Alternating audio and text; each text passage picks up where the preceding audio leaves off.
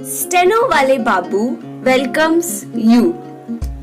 Shorthand dictations in male and female voice from all sources like magazines, speeches and editorials at various speeds up to 120 WPM for various departments like SSC, DSSSB, CRPF, Delhi Police, etc. Please like, share and subscribe the channel. Thank you. Exercise number 20. Sir, experience has shown that housing units raised by the official agencies for the poor are too expensive and the intended benefit does not reach the beneficiaries for whom the schemes are launched. Now, the housing policy acknowledges the imperative of bringing the prospective beneficiary to the center of development process, and its emphasis on involving the people in the housing and development programs. This is a welcome change, a welcome shift in the strategy to combat the problem. Man has always had the instincts to build a shelter for himself. Nothing else explains the mushroom growths of slum. However, a slum dweller, being in constant fear of being evicted from the land which he has encroached upon, does not really spend much on building a shanty for himself even by his own standards. If he were to be assured of the security of tenure over that particular piece of land, and if that were not possible, if he were to be offered an alternative developed piece of land and provided with the basic services like water and sewage system, street lighting and other important amenities, and also offered some small loan on soft terms, I am sure that every household will be able to build for itself a house which would conform to the basic minimum housing norms postulated by the housing policy. Sir, Gram Panchayats, municipal committees and the non-governmental organizations could also be associated in this national endeavor, particularly in the process of disbursement and repayment of loans, and also for encouraging the cooperative societies, thus relieving the government of some burdensome task. Sir, already there is a scheme for providing housing sites and construction assistance under the Minimum Needs Program, and also the World Bank funded sites and services scheme, and if such schemes are expanded and strengthened, the housing activity, particularly for the poor, will receive a big impetus.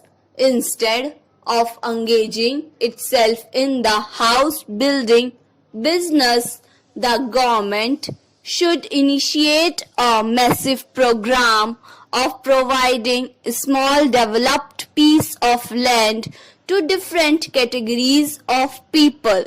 The National Commission on Urbanization has also in its report observed that it is lack of building plots which is the root cause of the problem.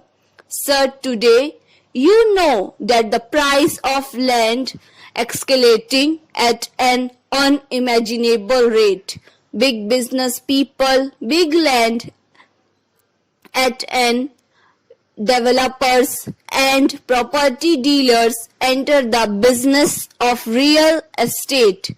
Sir, a mention has been made, if not here, perhaps outside, that the present budget has not respected the long-term fiscal policy.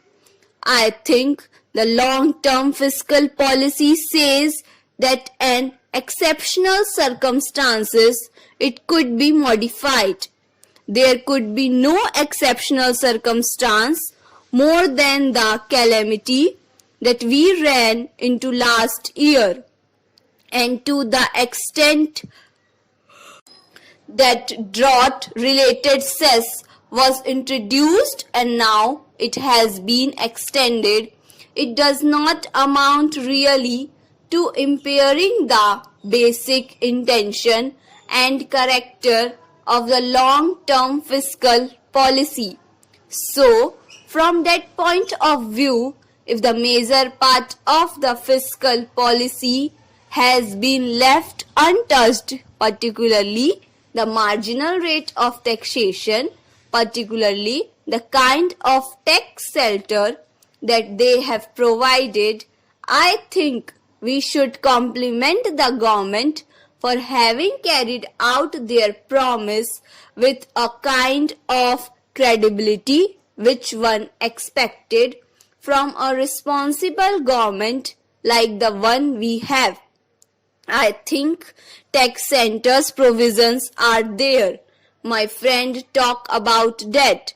I would like to submit one simple suggestion that within the overall target of rupees 40,000 under section 80C, if the ratios are changed, that is we have at the moment up to rupees 6,000, 100% relief, then 50% and then 40% relief, then 50% and then 40% of the relief to review it.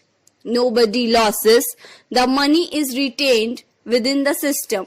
The only thing is that exemption limit about which my friend talked helps the big saver mainly, but so far as the small saver is concerned, he is likely to benefit if Section 80C provisions are reviewed for the benefit of people who save in the first round with a larger amount entitling 100% concessions rather than tapering off after rupees 6,000.